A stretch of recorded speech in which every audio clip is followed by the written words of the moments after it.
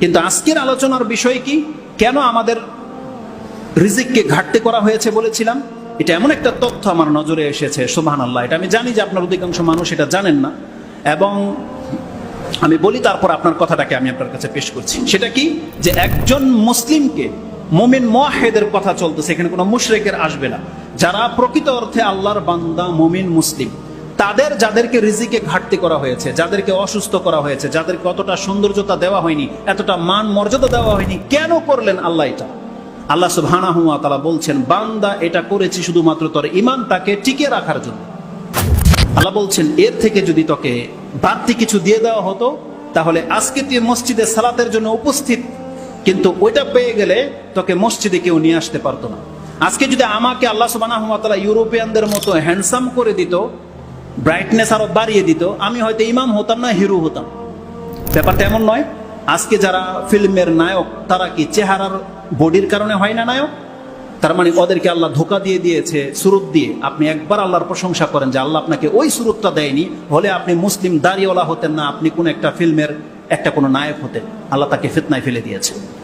আল্লাহ আপনাকে অতটা সম্পত্তির মালিক করেনি যতটা সম্পত্তির মালিক হলে আপনি ব্যবসা গুনতে গুনতে আজকের জুমা চলে যেত, কিন্তু আপনাকে আল্লাহ সুবহানাহু ওয়া তাআলা এতটা মালিক করেনি। তাহলে আপনি দেখা যায় তো আপনার মানে রাজত্ব দখল করার জন্য আপনি ফিল্ডে থাকতেন, মসজিদে আসতেন না। আপনাকে আল্লাহ সুবহানাহু ওয়া তাআলা কিছু ঘাটতি করে দিয়েছে, যাতে করে আপনি আজকে মসজিদে উপস্থিত হতে পেরেছেন। তো এটা হচ্ছে আমার আজকের টপিকসের মূল বিষয়, যে আল্লাহ সুবহানাহু ওয়া তাআলা আমাদের ঘাটতি কেন করে। আল্লাহ বলছেন, বান্দা তোর ঈমান যেন টিকে থাকে, এই জন্য তোকে আমি এতটা দিয়ে রেখেছি। এর একটু অ্যাডভান্স হয়ে গেলে তোকে আমার আর বান্দা হিসেবে খুঁজে পাওয়া যেত না। আল্লাহ যে কথাটা কোরআনে বলেছে, এটা যে আমার তাহাকি করা কথা নয়, বরং এই মর্মে স্পষ্ট আয়াত যে আছে কোরআনে। আসুন আমি আপনাকে সেই কথাগুলো দেখাই। আমি জানি যে এই কথাটা হয়তো চট করে আপনি বুঝে ফেলবেন বা গ্রহণ করে নেবেন, এটা এমনটা হয়তো হবে না। তবে আমি চেষ্টা করব কথাটাকে স্পষ্ট করে আপনার কাছে বুঝিয়ে তোলার, এবং যদি আপনি বুঝতে পারেন, এটা আমার দাবি ইনশাআল্লাহুল আজিজ, আমি আশা রাখি এটা আপনার ঈমানকে বৃদ্ধি করবে, ঘাটতি করবে না। আল্লাহ যেন আমাদেরকে তৌফিক দান করে।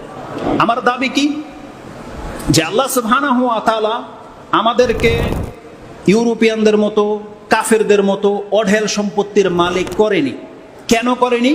আমি বললাম যে আল্লাহ চায় না যে আমরা সেই সম্পত্তি পেয়ে গেলে, সেই ক্ষমতা পেয়ে গেলে গুমরা হয়ে যাবো, এটা আল্লাহ চায় না। এটা হচ্ছে একটা কারণ।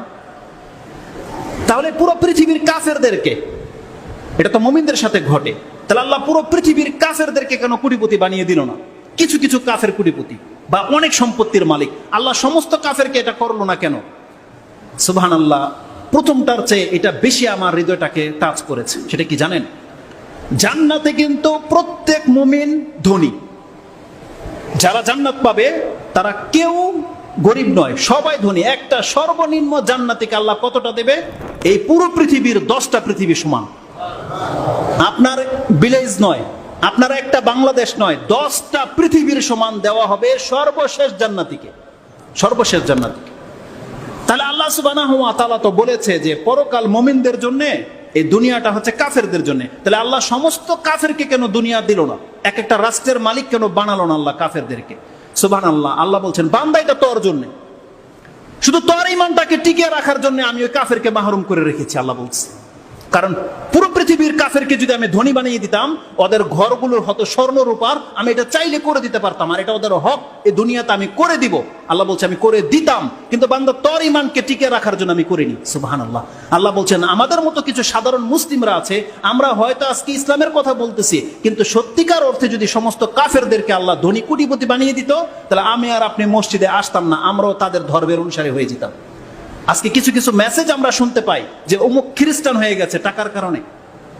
তার মানে আল্লাহ বলছেন, বান্দা যদি সমস্ত কাফেরকে এমন শান শৌকতের সাথে তুমি চলতে দেখতা, তাহলে তুমি ধোকায় পড়ে যেতা যে না, আমরা মনে ভুল পথে আছি, পরকাল টরকাল মনে কিছু নাই, ওরাই হক।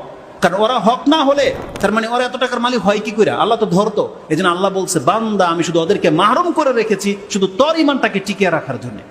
সুবহানাল্লাহ। আসলে এই দুইটা মূলনীতিকে আমি আপনাকে দলিল দিয়ে প্রমাণ করি যে আল্লাহ সুবহানাহু ওয়া তাআলা যে এই দুইটা কারণে যে আমাদের ঈমানকে বাঁচিয়ে রাখা উদ্দেশ্য, এই সম্পর্কে স্বয়ং আল্লাহ কোরআনের আয়াত নাজিল করে দিয়েছে। তার মানে এটা হচ্ছে একজন মুমিন মুওয়াহিদের মর্যাদা আল্লাহর কাছে, যে আল্লাহ বলতেছে, বান্দা তোর যতটা ঈমান আছে আমি চাই না তোর ঈমানটা নষ্ট হয়ে যাক। এই জন্য আল্লাহ এই পদক্ষেপ গ্রহণ করেছে। তার প্রথম পদক্ষেপ কি বললাম, যে আল্লাহ আমাদেরকে এতটা প্রাচুর্য এই জন্য দেয় না, ওটা পেয়ে গেলে আমরা আল্লাহ থেকে মুখ ফিরিয়ে নিতাম, আমাদের দ্বারা পাপ হয়ে যেত, সীমালঙ্ঘন হয়ে যেত। এটা স্পষ্ট আয়াত দ্বারা প্রমাণিত। আল্লাহ সুবহানাহু ওয়া তাআলা সেই আয়াতটা সূরা শুরা 42 নম্বর সূরার 27 নম্বর আয়াতে আল্লাহ রেখে দিয়েছে।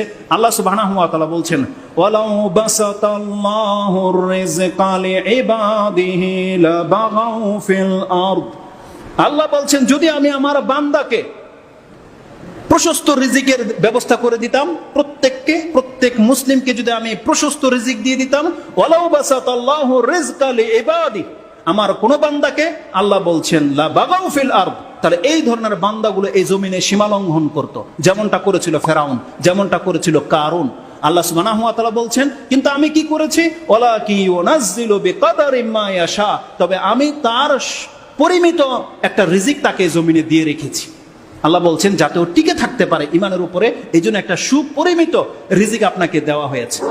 আপনি দেখতে পাবেন যে আপনি আল্লাহকে ডাকেন, কিন্তু আপনার বিপদের উপরে বিপদ। যে কোনো বিজনেসে আপনি দাঁড়ান, সাকসেস হতে পারছেন না, লস লেগে যায়। যাকে বিশ্বাস করেন সে টাকা মেরে খায়। আপনি অসুস্থ হয়ে যাচ্ছেন, কিছু টাকা ইনকাম হলে আবার অসুস্থতায় গায়েব হয়ে যায়। সবাই আপনার সাথে ষড়যন্ত্র করে, কোথাও গিয়ে একটা সাকসেস হতে পাচ্ছেন না। আপনি জানেন আপনার লাইফের সাথে আল্লাহ এমনটা করেছে, আমার লাইফের সাথে এমনটা কেন করেনি?